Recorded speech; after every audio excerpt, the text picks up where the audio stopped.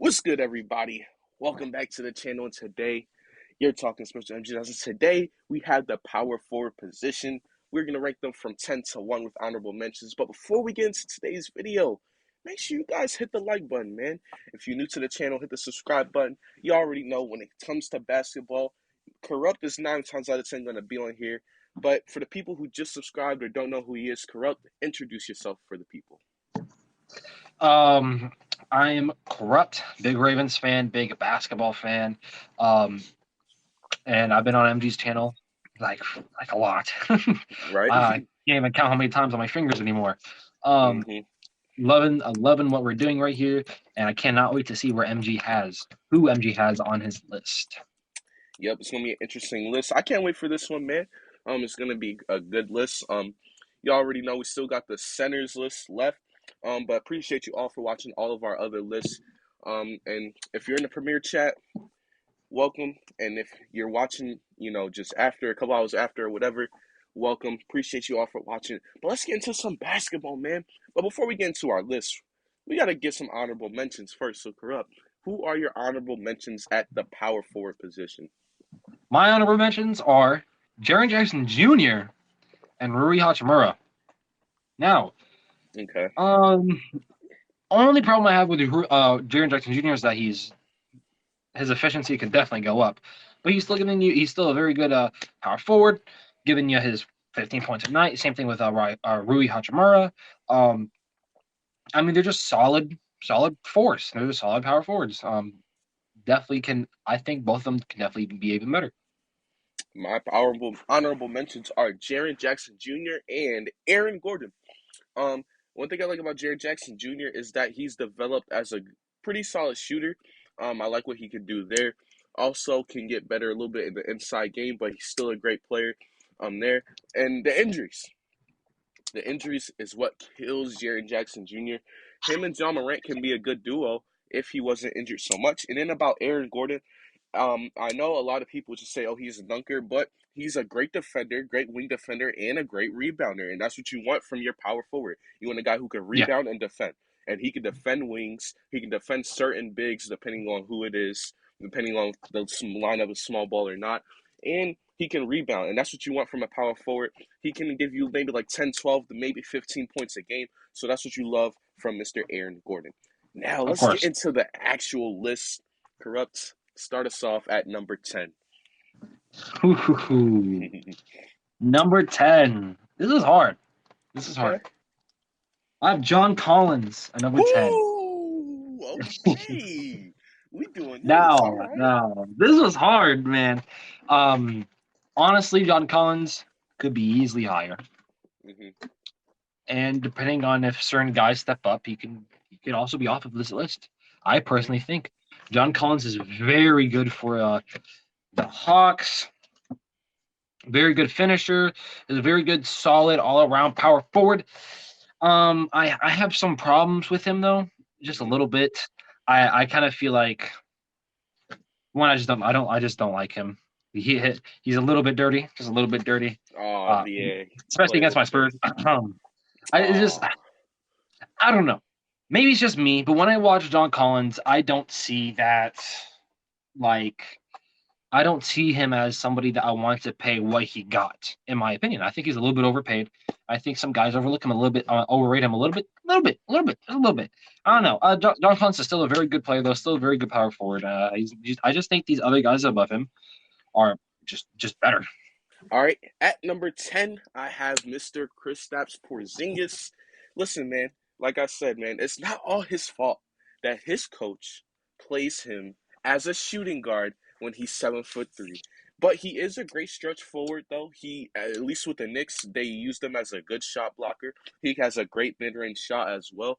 If he can go back to what he was before all the injuries, Kristaps Porzingis could be higher on his list because that's just what his potential is. When you have a 7'3" power forward who can do good in the paint, has a good mid-range shot, and can stretch the floor, you got a good player. You got a very talented player in Kristaps Porzingis, and he has the ability to block shots.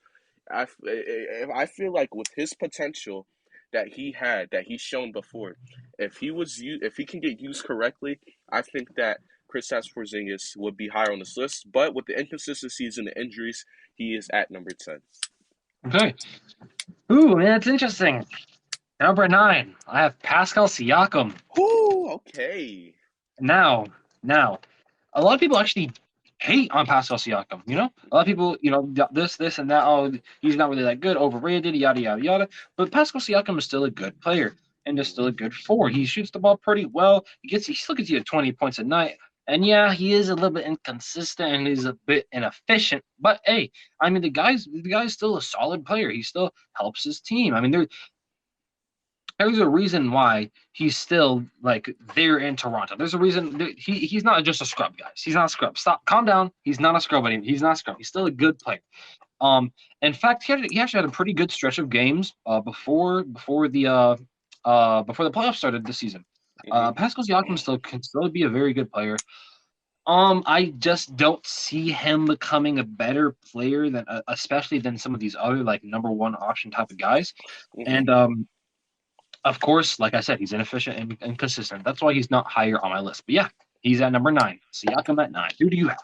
At number 9, I also have Pascal Siakam. Ooh. Pascal Siakam is still a really good scorer, man. Yes, he obviously, if people say, oh, well, he fell off since Kawhi left. And yeah, that might be a little bit true. He did decline a little bit. But Pascal Siakam is still a good young scorer. He still has potential on the defensive side of the ball. But I do agree as far as the inconsistencies do hurt him. He could sometimes be inefficient. But also, too, the Raptors team is also not that great around him. So it's not like he's not a guy who's going to be a number one option and carry that team like people expected him to do when Kawhi left. And I think the reason why people hate on him is because when Kawhi left, they had his expectations up here Oh because he yeah, played so great with Kawhi. But he's actually not a number one option. He could be a solid number 2 or 3 option, and that's what I think he is. Still leaning a towards really 3. good power. Still, yeah, leaning towards 3, but he can still be a really good power forward. He still is a good power forward. He can still score the ball. Can still get you 20 points on any given night, and that's what you love from Pascal Siakam. So he is at number 9. Ooh, man. All right, number 8 for me is the man Kristaps Porzingis. Now, Ooh. now, Kristaps Porzingis, like you said, he's not being used right, but Mm-hmm. this man is still pretty talented, man. He's talented, still getting you a 20 a night. And honestly, when I was researching, I was kind of surprised how actually how good he was, because there's like this thing around him that he's just not a good player, all this kind Mm-hmm. of stuff. He's still a very good player.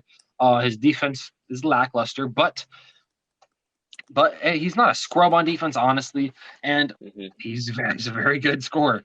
I think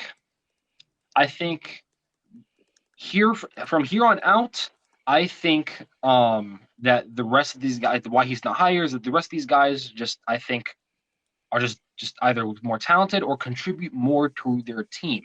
Yep. So that's why I have Kristaps Porzingis at 8. I mean, but some of the things that people do say are true. I mean, yes, you brought up that it sucks when there's a guy when he's being used as a shooting guard, but let's be honest, some of that is his fault also.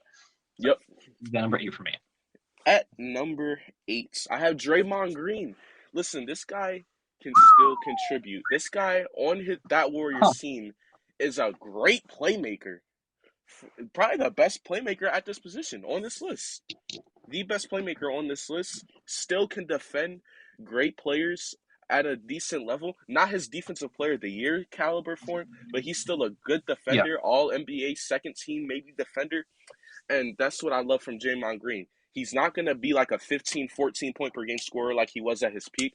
But listen, when you talk about a guy who is the perfect piece to the puzzle, when you talk about to put around a guy like Steph and Klay Thompson, he is an amazing guy. I just love his defensive impact. I love that he is a power forward who is a great playmaker, who can be top 10, 15 in the league in assists, who had multiple 10, 15 assist games this year. Draymond Yeah. Green is a defensive anchor and a great playmaker, and that's why he is number 8 on my list. those are all great points, and that's why he's number 7 for me. Oh, I think some guy that I see rising for you is John Collins. Why he's mhm, higher than somebody like him? I just think he contributes more to a championship team like in the okay. past and even right now. I mean, last season Draymond Green was top. I'm pretty sure he was top 10 in steals and top 10 in assists. I Mhm, mean, Draymond Green is just a solid player, and I didn't even bring up how good he is defensively. Clamps up people. I mean, he's a defensive anchor. Draymond Green is a really good player. Now, of course, people question his scoring ability, and he's of course not as good as other shooters on his team, like mhm, Steph and Clay. mhm, But I mean, Draymond Green, I think is what you kind of look for in power forward. Honestly, he contributes a lot, and he's kind of the glue for that team. I mean, without him, the mhm, Warriors are not the Warriors, in my opinion, and that's why I have him over these guys like Kristaps Porzingis, John Collins, and mhm. um Pascal Siakam. That's why I think he is number 7. Who do you have?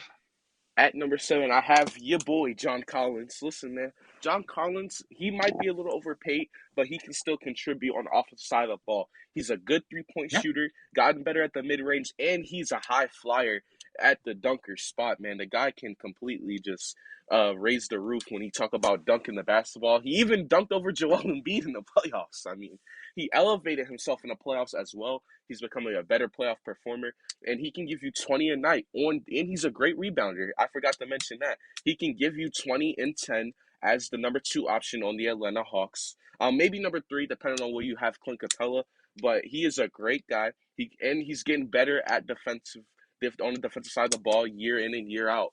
That is his biggest inconsistency, I think, though, is the defensive side of the ball. He's not your big paint protector or your guy who can get you like, 3 or 4 steals a game, but he is definitely a guy who's getting better there. Can get you 20 and 10 as the 2 or 3 option. So that's what I love about John Collins at number 7. Ooh, well, I mean, for number 6, and I think that there's a difference between number 6 and 7. I think the top 6 are a little bit higher than the 7 down. The reason why Draymond's not higher is because I think he is getting up there in age, and of Mm-hmm. course, his offensive ability is not as good as some of these guys I'm about to list. In Okay. fact, one of these guys who had actually a pretty good season, surprising to me, was Tobias Harris, who's at number 6 for Hey. me. I think Tobias Okay. Harris, honestly, if he can be a little bit more consistent and he can, do a little bit better, um, I think he could be higher on this list, honestly. Tobias Harris, I can for sure say deserves his money. And I Mm-hmm. think Tobias Harris definitely stepped up, especially once somebody like a Ben Simmons didn't.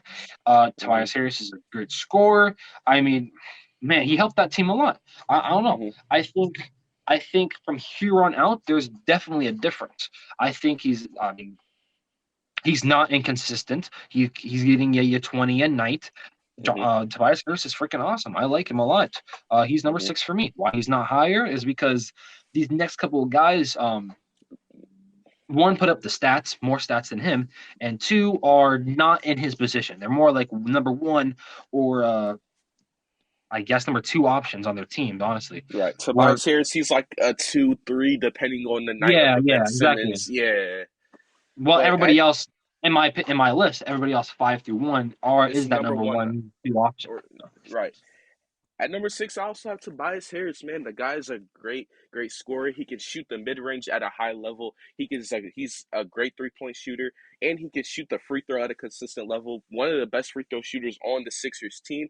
And when you talk about him and John Collins, they're as far as defensively, they're both at similar levels defensively. So I think the reason why I have him over a guy like John Collins is because he's better offensively and defensively is pretty close. So I just love what he can do. He can give you 20 a night, along with 8 rebounds, a little bit of decent defensive play. And he's a good complement to Joel Embiid because when he needs to, he can shoot the three. When he needs to, he can shoot the mid range, and he can also play in the high post and do a lot of post fadeaways. And that's what we love from Tobias Harris. And he is my number 6 guy. So for number 5, I have Julius Randle.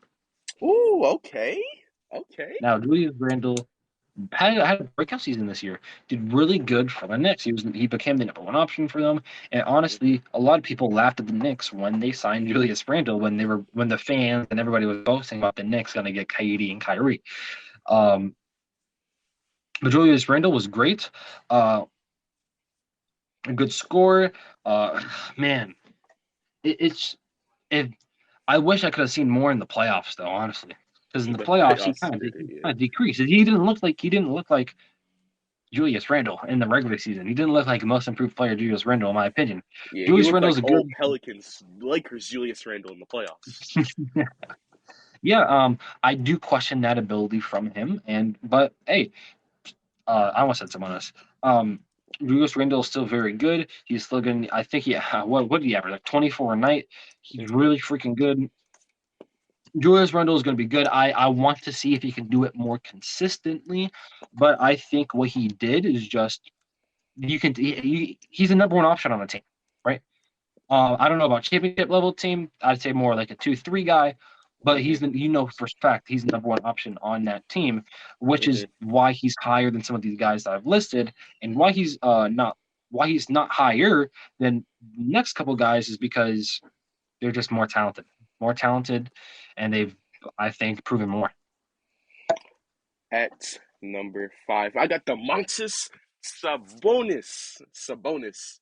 So for all of you people who can't pronounce it, it's the Montes Sabonis. At number 5, listen, the Montes Sabonis is a good scorer, pretty solid scorer. He made himself a number one option on this team this year, along with Malcolm Brogdon and Karis LeVert. He has he's a decent rebounder, but the best part about his game, or not the best, but one of the better part about his game is his playmaking ability, how he can is a solid facilitator, and that's what you like to see. The defensive side of the ball is not as great as other power forwards on this list, but he's definitely a really good power forward. If he can get a little bit more consistent on defense, and also too with Sabonis, this kind of was his big breakout year because before this year, he was a mid-level kind of number two option, borderline all-star guy. Now he's finally developed as a number one option and all-star guy. So if we can see this more consistently for the next couple of years out of Sabonis, he can definitely move higher up this list. But he is my number 5 guy. Interesting. And it's actually very interesting because at 4, I have Zion Williamson. Now, Woo! Wow. now, the reason why I have him at 4 is because, and yes, the stats he put up this year were insane. 27 points per game. I think he had more layups than some teams that this season. Right? Zion is crazy, and of course, the rebounds insane. The blocks were insane. This man's pretty good, but but there's some. I think there are some worries about him availability wise, like best Mm-hmm. ability is availability, and this Mm-hmm. man has been pretty injured. In fact, the news just broke out earlier that he's going to be missing a part of the beginning of the season, the start of the season. Mm-hmm. And I mean, man, that just sucks. I don't think Zion Williamson's good, bro. He's really freaking good. He's efficient. Yep. He's getting 27 points a night last season, which was really good. Mm-hmm. But but I expected more out of him winning wise this last season. And I understand that his team isn't amazing, but I kind of expected him and Brandon Ingram to be in that mix of playing teams, and they weren't like out of it. But Mm-hmm. honestly, there you can tell a difference between them and even my Spurs, who were the Mm-hmm. 10th seeds. I don't know.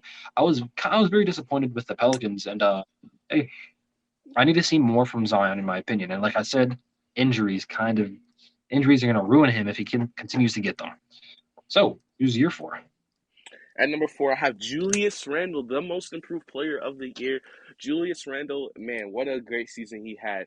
He shot the three, probably the best he's ever done in his career. Shot the mid range at a high level and was good in the paint as well. And also, too, the facilitating from him. He was really good as far as passing the ball this year. That really shocked me. Elevated as a passer this year, not a bad defender as well, and a decent rebounder. That's what I love from Julius Randle. If he would have done better in the playoffs, man, you could debate him being a little bit higher, but he is my number 4 guy. And the reason why I have him over Sabonis because I think defensively he might be a little bit better. I think facilitating, they both are good facilitators, but it's close there. But when it comes to overall scoring, I think I might take Julius Randle with his skill set, but you can debate either way. But at number 4, I have the New York Knicks power forward Julius Randle. Now, MG, we have a problem. Uh-oh. There's a certain man that you said was worse Number than 3. both Randall and Zion. And that That number is 3, that man is Domantas Sabonis for me. wow. Wow. And I'm kind of surprised, honestly. I feel like this man has been the number one option for this Pacers team, in my opinion. Mhm. And this man is getting you 20 a night on great efficiency, by the way. Mhm. And he's getting more rebounds than somebody like Julius Randle. And he's Mhm. a better facilitator and I think defender than Julius Randle. So Mhm. that's very surprising to me. I'm not very surprised with Zion Williamson, but Julius Randle I am surprised about. Mhm. I think Sabonis is really freaking good. I think I'd rather have him than Julius Randle in my opinion. Yes, Julius Randle is probably the better offensive scorer, but Mhm. I think he's getting those rebounds more. He's a better facilitator, and I think he's a better defender than Julius Randle. Mhm. Um, and why he's not higher is because there's two guys who are clear-cut superstars, and three Yeah. down are not superstars. So Not yet. not yet. For one of the guys up here. For Now I want to hear kind of what you got to say about that, Mister MG. well, listen here, brother. I have number 3, and that is the man out of Duke, Zion Williamson. Look at this man, bro. Look at this man. This man is an absolute machine, bro. You cannot stop him going down the court. This guy can dunk. He can finish great at the rim. Not a best 3-point shooter, not the greatest mid-range shooter, but he has his moments. Like his first ever game, he shot well from the 3-point line. That probably was his best 3-point performance ever. And he's a good defender also, and has underrated passing skills. Very, very underrated passing skills. He's a number one option on that team, and his potential is to be a number one option on a championship or at least a playoff caliber team. I think he's getting close to that potential. If he was more healthy, I think he'd probably be more of a clear cut number 3 guy.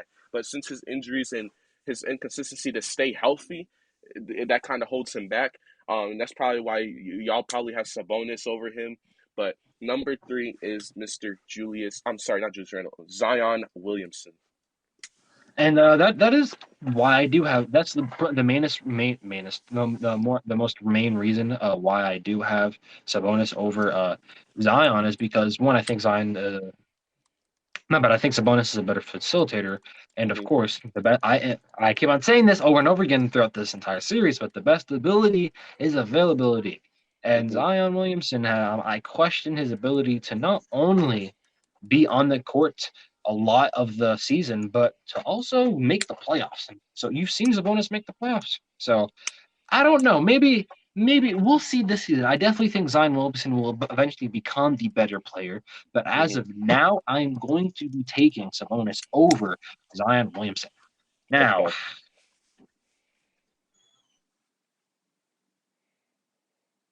And now Bruce Buffer.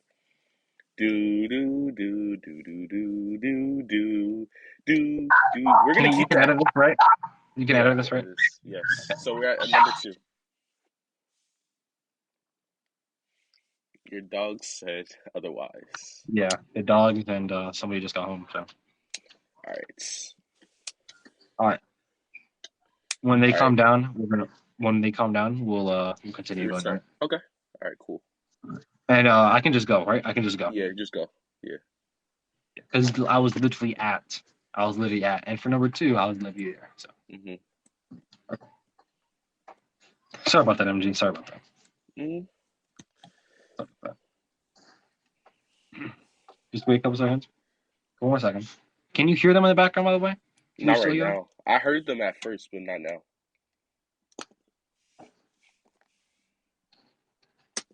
All right, all right. All right. Just count down. Ready? 3, 2, 1, go. And at number 2, I mean, these guys are the superstars, right? That's why that's why Sabonis is at 3, and everybody else, is under the guy. Is Anthony Davis at number 2 for me. Now, some people would argue that he might even be the best power forward, but man, he hasn't proven to me that he can do it as the number 1 option, unlike number 1 to me. So that's why Anthony Davis is at number 2. But Anthony Mhm. Davis, man. This man can score on all levels. This man's a great defender. And of course, he's won a ring. Well, I mean, this guy is a championship type of power forward. This guy changes teams, man. Now I'm pretty sure he's actually gonna be playing the center position A this little season, bit actually. more, yeah. Yeah. But yeah, I mean, Anthony Davis is Anthony Davis. That is why he's number two for me. At number two, I have the man, the myth, the legend. Wait for it. Wait for it. Aaron Gordon. It's like, nah. But I have Anthony Davis at number two. Listen, man, AD is a complete monster, bro. This dude can shoot the three. He can dominate in the post, and he has a great mid-range shot.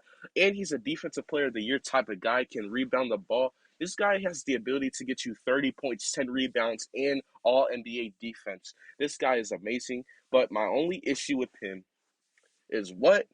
Staying healthy. And that's why he is not the number one guy this year. Because the man, Yeah. when it comes to staying healthy, is just, you can't trust him to have multiple seasons in a row of staying healthy. He has one healthy season, then injured, then healthy, then injured. It's like, come on, AD. Listen, talent wise, he might be the best skilled player on this list, but it comes to a point where health does matter, and that is why Anthony Davis is the number two guy. And like he can do everything when it comes to scoring offensively. All all NBA defensive type of guy, like I said. But when it comes down to it, you can't stay healthy, and it's not like Zion where Zion's been hurt for and he's only been in the league for like 2 3 years. Anthony Davis been in the league since like 2012, 2013. Like the dude has been in the league for a good amount of time now, and he's been injured for like 5 or 6 years now. So it comes to a point in time where AD got to stay healthy, and he's gonna get pushed to number two because of it. He was my number one guy last season, as Corrupt knows, but it's number two now for AD. Now, Who number you rolling one though? is Mr. Finals MVP, the Greek freak Giannis Antetokounmpo. I Hmm. I got that name. Now, why is he number one? Well, first off, he just won the championship. He was the Finals MVP, and he did it as being the number one option. Hmm. Something that you can't really say for sure Anthony Davis can do. Hmm. And this man, he may not be able to shoot the ball well, especially from perimeter. But man, he's still a decent mid range guy, and he's a monster in the paint, absolute monster.